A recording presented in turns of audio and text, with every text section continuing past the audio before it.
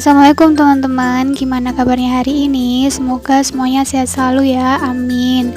Nah, di sini saya Desi Trilanasari, NIM 18070161117 akan menjelaskan model pembelajaran Group Investigation. Silakan disimak ya teman-teman. Nah, apa sih pembelajaran Group Investigation ini? Nah, pembelajaran Group Investigation ini merupakan salah satu bentuk model pembelajaran kooperatif yang menekankan pada partisipasi dan aktivitas siswa untuk mencari sendiri materi atau informasi pelajaran yang akan dipelajari melalui bahan-bahan yang tersedia.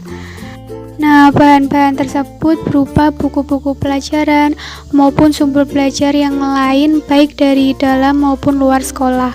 Setelah proses pelaksanaan belajar selesai, siswa menganalisis dan membuat kesimpulan untuk mempresentasikan hasil belajar mereka di dalam kelas. Nah, di sini guru berperan sebagai fasilitator dan pengawas jalannya pembelajaran. Melalui Group Investigation, siswa diharapkan dapat mengasah kemampuan dalam memecahkan setiap masalah secara berkelompok.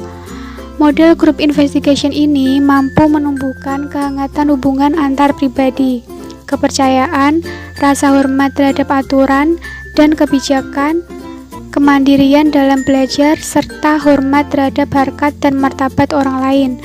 Oleh karena itu, dengan penerapan model Group Investigation, antara siswa maupun guru akan sama-sama aktif. Selanjutnya, kita akan membahas 4 komponen penting dari Group Investigation. Yang pertama ada penyelidikan atau investigasi.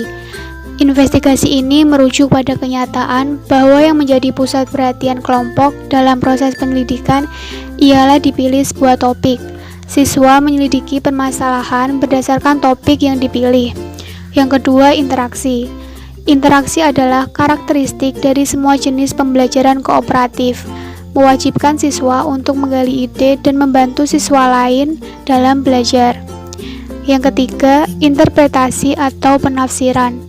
Interpretasi terjadi ketika kelompok mensintesis dan menjelaskan berbagai temuan dari masing-masing anggota dalam rangka meningkatkan pemahaman dan kejelasan ide. Yang keempat, ada motivasi intrinsik. Motivasi intrinsik ini timbul pada siswa dengan memberikan mereka kebebasan dalam proses investigasi.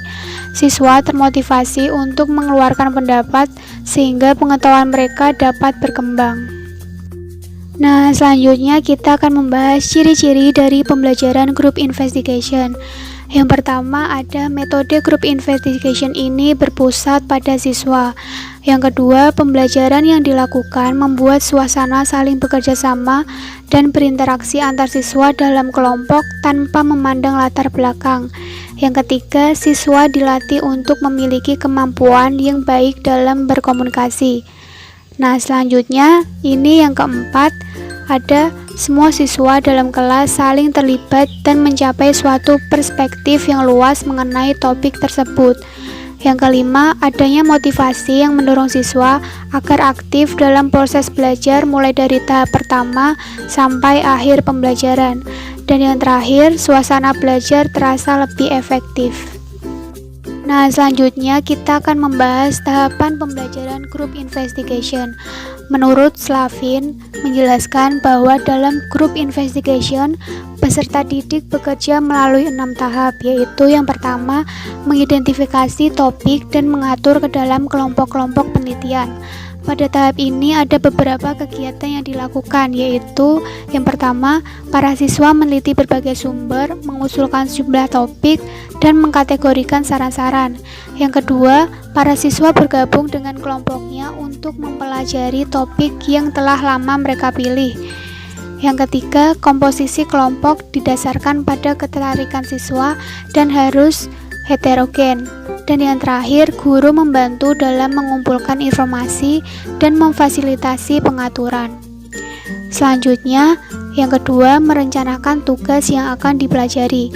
Pada tahap ini, siswa memilih subtopik yang akan mereka pelajari. Biasanya topik telah ditentukan guru. Selanjutnya, siswa dan guru merencanakan tujuan, langkah-langkah belajar terhadap subtopik yang mereka pilih. Lalu yang ketiga, melaksanakan investigation.